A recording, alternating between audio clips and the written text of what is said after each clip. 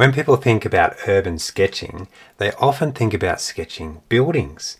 But another really interesting subject is sketching people. Some of us don't live in cities where there are lots of beautiful buildings to sketch, but there's usually always plenty of people. But sketching people in public can be a bit of a challenge, especially when people move around. So in this tutorial, I'm going to go through some of the theory behind how I sketch people, and then we're going to do some exercises together from reference photos. Practicing from photos is a really great start because it can build your confidence before you go out and sketch people in public. So I've taken all the proportions of the body and the face, and I've tried to put it into one simple template for you to remember. We have the head, and that is the head length from the top of the head to the chin.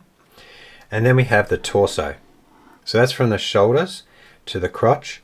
That's actually 3 head lengths. And then from the crotch, where the legs join onto the body, to the ankles, the top of the ankles there, that's also 3 heads. And the elbows are right in the middle. And the same with the legs, the knees are right in the middle. Now obviously there's a lot more in depth you can do on anatomy and proportions, but when we're sketching, we don't really need to learn the exact measurements because we're doing a lot of sketching from observation. So we're looking at a person and we're sketching the silhouette shapes. And this is the simplest form of how I sketch a face. Split the face into 3. So from the hairline, we go down to the chin, we go down a third, and that's where the eyebrows are. And then we go down another third and we just put the bottom of the nose. Sometimes it's just a little line like that.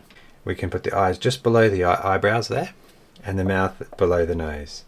And when you're sketching people, it's really important that we capture those main shapes. So I start from the top and I go down from the head. I sketch the body, the legs, and then we go back to the arms and if they're holding any bags. And as you gain confidence, as you do more tutorials, practice from references that you have, then you might slowly start to get rid of those lines on the side. You might slowly stop measuring. Occasionally, if you make a mistake, you might go back and measure and see where you went wrong. But that's how I would develop your people sketching. It does take some time. So starting with the lady, at the top of the page, we're going to outline that shape of the head. So I'm outlining that shape there, just roughly. It's more of a square shape than you think. Not too thick a neck. So that's my head shape. We can use that for all the proportions for the rest of the body. So if I come across to the side and I put a little dot there, and this way too, a little dot there. And that there is my head height. And we want to measure the torso and the legs, how far we come down so it's not too big. That'll really help you as a beginner. So let's make a scale on the side. So what we do is we skip down for the neck just a little bit like that. And then you can use your fingers here from fingernail to fingernail, measure that gap and go down like that. So, and then you come down and down. So that'll be the top torso. Now we want to do the legs. So we can do that again. We can measure down 3 heads. So I'm getting my fingers going again. 1, 2, 3. So I'm going to fit on the page. That is the ankles. Now that's going to help us when we sketch these people. Now let's sketch the t-shirt first. That's the first main shape, and I'm going to leave the arms as I go down for later. Let's do the shoulders. We come across to the left, and then on this side too, come across, and it's also about a third, so a third of that width. You're coming out there. So if I was outlining, I could outline down to there, but where do I stop? The shirt doesn't come down to the middle of the body, where the crotch is. It's a bit higher. So I'm thinking that it comes down those 2 dots down and across. So let's put a little mark there just to help us know how big to make that shape. So it's within there. And the sleeves, they're a little bit past halfway. So if you're looking at that distance between the top of the shoulders and the bottom of the shirt, it's a little bit past halfway, a bit longer. So they come out at an angle here like that. See how they're angled out? I've got a few points there. Now let's continue the shirt. And as you get better, you'll be able to do this just from eye. Going up there a bit and down and to where the shirt ends there. I'll come out on this side, out for that sleeve, same height there, and in, and like that. So we have the shirt shape, and I'll put the collar there. So I come on the side here, down There, just stop a little bit higher than that where the dot is, because then we can angle across. It has a little wobble there, and this side here. Now the leg. Now you might think a leg should be on the left, but because that person's got their leg going in front of them, it starts out directly underneath the neck there. So I'm going to put 2 dots, it's about the width of the neck, either side of the middle. And the ankle comes out just to the left, to the right a little bit, so it curves around to the right. So it's not straight down. So if we go to the middle of where the leg is and put 2 dots there, a bit narrower than this one. So I'm just guiding you through the shape. So I would probably do this just by eye normally. Let's outline this shape. So it curves a little bit from the middle, and here there's a nice calf shape. Can you see we're building those shapes? You could do that quite quickly if you got used to the proportions. Now the foot. So add the foot on. From the top of the ankles to the heel is about 2/3 of a head. So I'm just doing that by eye. Just putting a dot there. I know it's a bit shorter than a head length. And the way you do a foot is you sort of splay out from the ankle that way, and you also come out this way. It's a bit of guesswork because the foot is always at a different angle depending on the person you're taking a photo of or you're looking at. So that comes out there, and then we go across the toes there. So join them up like that. So if you go up the side, that's where the toes here at the front are, and we go up halfway that height there, put a little dash there, because we can see that'll make the foot look like it's behind. And that same height, we can put a dot there too. So now we've got that same height of the foot there. Let's work on that outline. We come down from the calf at the top, and then around the foot to the front where the toes are, and then I'm going back up, sort of hidden behind. It might be a bit of a funny shape, but just keep going with that. Let's work on the next shapes. So we have the arms, so they're very important and easy to make them too long or too short, but we have our proportions again.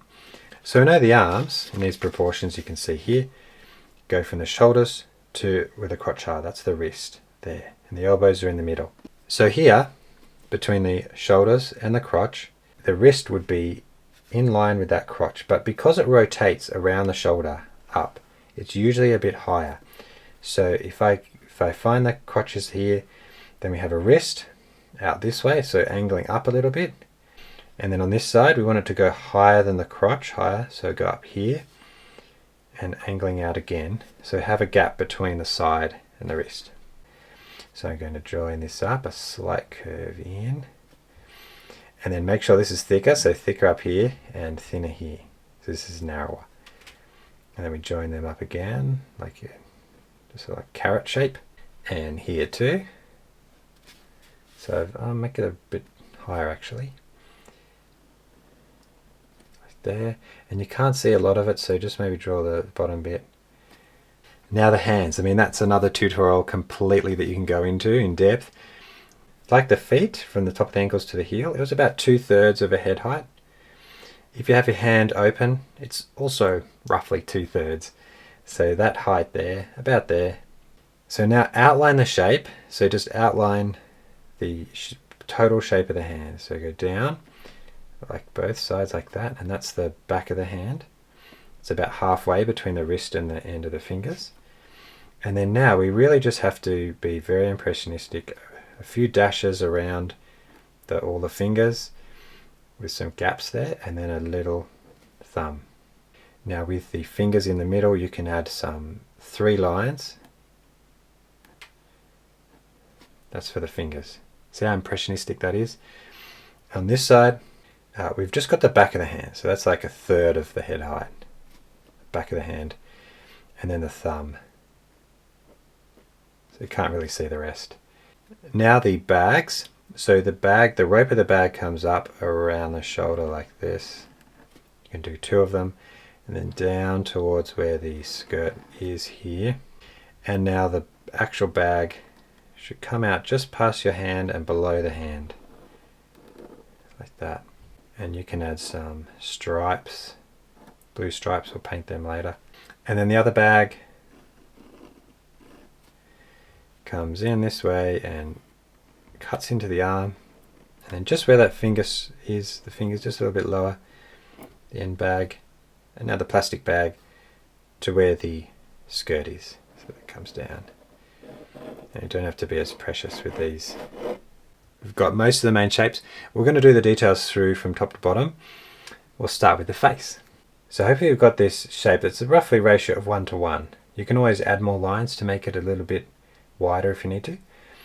But I want to find that shape of the face. So let's start first with the top here. We come down just a little bit to the hairline. Like that. You can just see the top of the forehead. And then it cuts, the hair cuts through the middle here, between the two. And this is just from observation. I can just see the hair coming through the middle. So it curves this way. And then it curves back towards the neck. Make the face a little bit more of a V shape. Usually it has a V to the chin for a lady.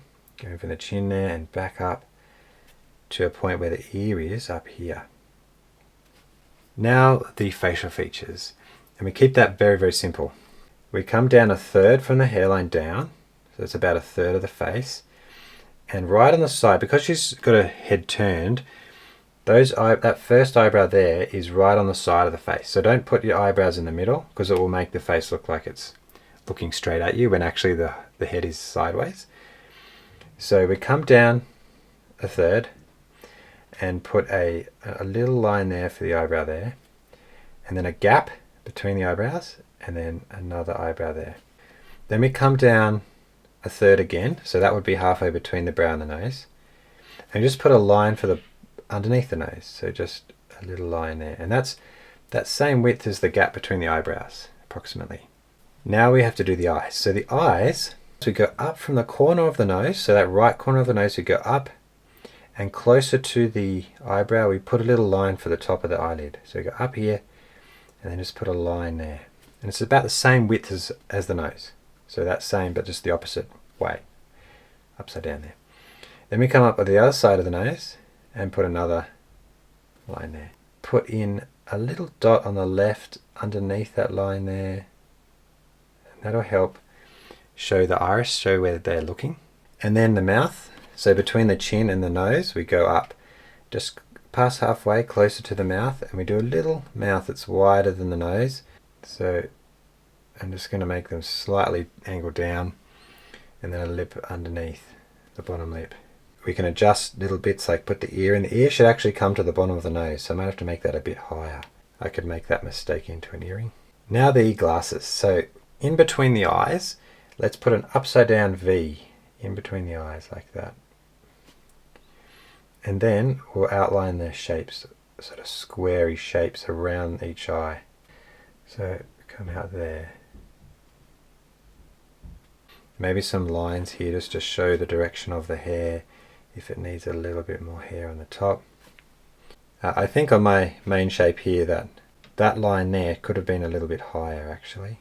So we're going to now draw some more details as we go down. I'm going to put in the wow logo. You could add a little wrinkle there, but we'll add shadows under there to make the shape more obvious.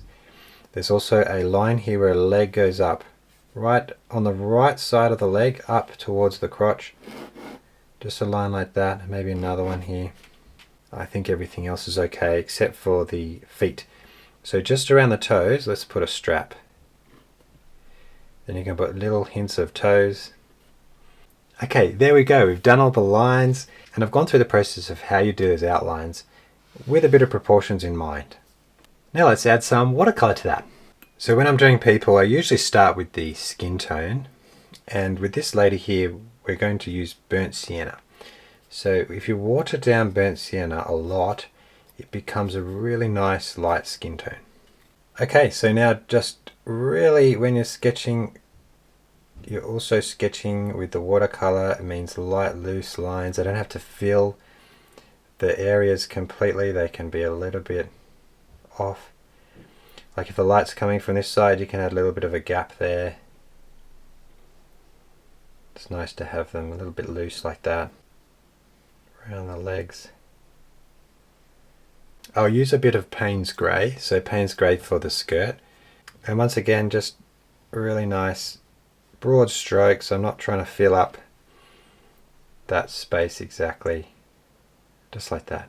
Now the bag has some nice blue stripes, so we can use ultramarine and try not to touch anything on the skin, just going around them to keep the colors vibrant and nice.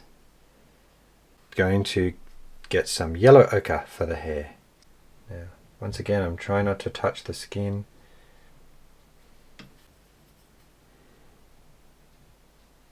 It's a very watered down yellow ochre across those straps and then these ropes, just to help it seem different to the t-shirt. So we can use our artistic license to help.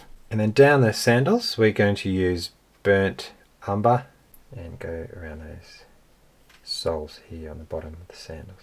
Okay, happy with that. I'm going to let that dry and then we'll do the shadow layer.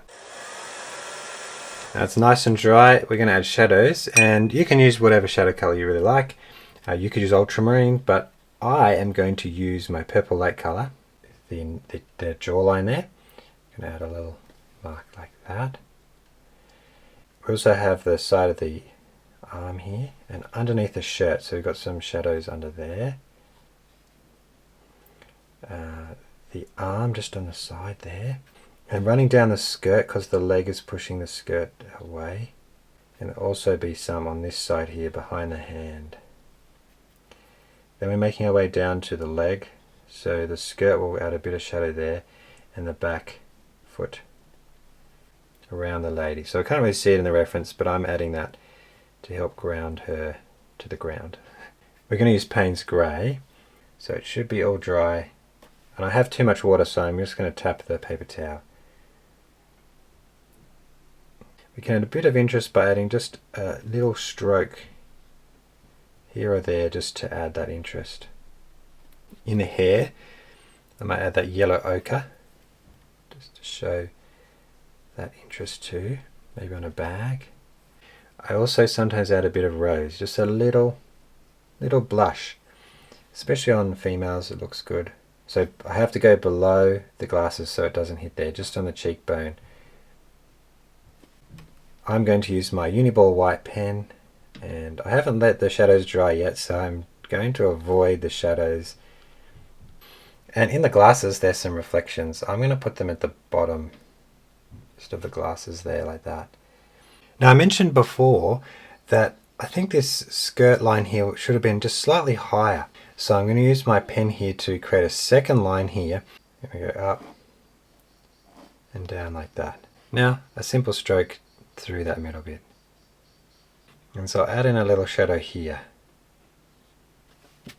Okay, and then we have a really simple sketch of this lady, and we use the proportions there to work out those main shapes. So if you're a Patreon member, now I'm going to go on to do these other references here. Some different examples of people in different positions, which is really good to learn and practice using this method. So if you're interested in checking that out, that full version with all the rest of the references there, we go through the steps and the watercolor. You can check that out on my Patreon membership. You can also download the high-res references and the templates, which are great to save for later for use for sketching these. Otherwise, I hope that helps you to be able to sketch people in a really loose way, whether in public or from photos. Thank you so much for watching, and I'll see you in the next one.